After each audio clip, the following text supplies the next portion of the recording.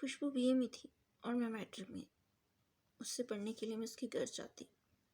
اسی طرح میری اس سے دوستی ہو گئی، مگر اس کے باوجود اس کی چند باتیں مجھے اچھی نہ لگتی۔ وہ بہت خوبصورت تھی، مگر اس کے اندر یہ چند باتیں نہ ہوتی تو شاید وہ دنیا میں سب سے زیادہ اچھی میری دوست ہوتی۔ امتحان کی تیاری کروا رہی تھی، اسی طرح وہ میری استاد بھی تھی۔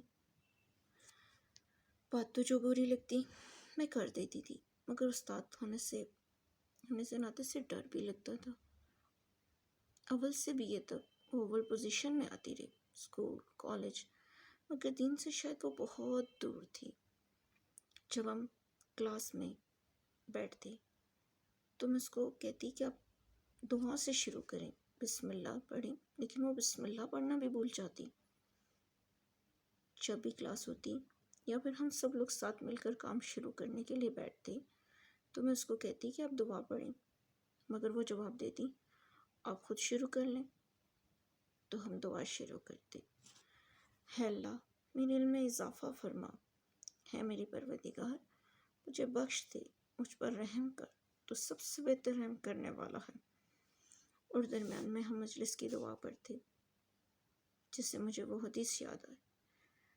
مجلس میں پڑھنے کی دعا میں ابن عمر رضی اللہ عنہ بیان کرتے ہیں، رسول پاک صلی اللہ علیہ وسلم ایک مجلس میں اٹھنے سے پہلے 100 دفعہ یہ دعا شمار کرتے، اے رب مجھے بخش دے، مجھ پر رجوع فرما، یقیناً تو بہت ہی رجوع کرنے والا اور بہت بخشنے والا ہے۔ اور آخر میں مجلس کے گناہ دور کرنے کی دعا، اے اللہ تو پاک ہے اپنی حمد کے سوا۔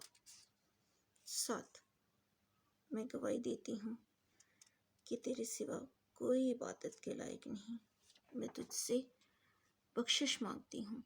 میں اس کو اکثر کہتی کہ آپ چھوٹی سی دعا یاد کر لیں، اور اگر دعا یاد نہیں ہوتی تو کم از کم کام کو شروع کرنے سے پہلے اللہ پاک کی تعریف کیا کریں اور پھر اپنے گناہوں سے اللہ کی معافی مانگا کریں۔ لیکن وہ میری ہر بات کو ایسے ہی کہہ دیتی، اچھا کر لیں گے، پھر کر لیں گے۔ اکثر اس بات کرتے وقت وہ آیت یاد آ جاتی، اپنے رب کے راستے کی طرف بلاؤ دانش مندی اور اچھی نصیحت سے، اور ان سے مناظرہ کرو تو بہت ہی اچھے طریقے سے۔ اس کی نماز کی حالت تو ایسی تھی کہ اگر شروع ہوتی تو 2-3 دن نماز پڑھتی، اور اگر ایک بھی نماز چھوٹ جاتی تو پھر 20 دن 30 دن، اور کبھی کبھی تو اس سے بھی زیادہ دن تک وہ نماز ہی نہ پڑھتی۔ اور اکثر میں سے ایک آیت کا ذکر کرتی تھی۔ ویسے تو ہر جگہ قرآن پاک میں نماز کا حکم آیا ہے، مگر ایک آیت میں صرف اس کو اس لیے سناتی تھی کہ اس میں ایک رسول پاک صلی اللہ علیہ وسلم اپنے بیٹے کو اس وقت جب وہ رب کی رحمت میں جا رہے ہوتے ہیں حکم دیتے ہیں، اے بیٹا نماز قائم کرو، دوسروں کو اچھے کام کرنے کا حکم دو اور بری باتوں سے منع کرو۔ سورۃ لقمان۔ اسے کبھی کبھی غصہ آ جاتا، اور جب غصہ آ جاتا تو ایسا لگتا ہے جیسے پاگل ہو گئی ہے۔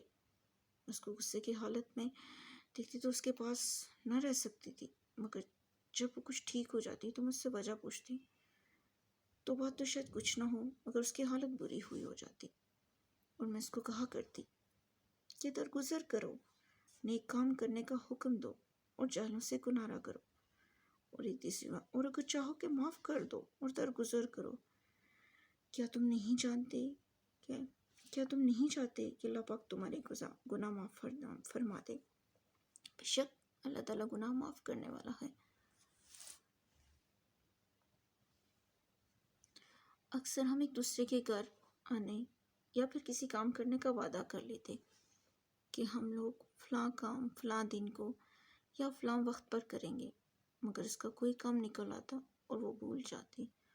تو میں نے کہا کہ جب تم وعدہ کرتی ہو تو اس کو پورا کرو، کہ منافق کی ایک نشانی وعدہ پوری نہ کرنے کی، اور تجمہ سے کہتی، تجمہ: اے لوگو، اے ایمان والو، اپنے وعدوں کو پورا کرو۔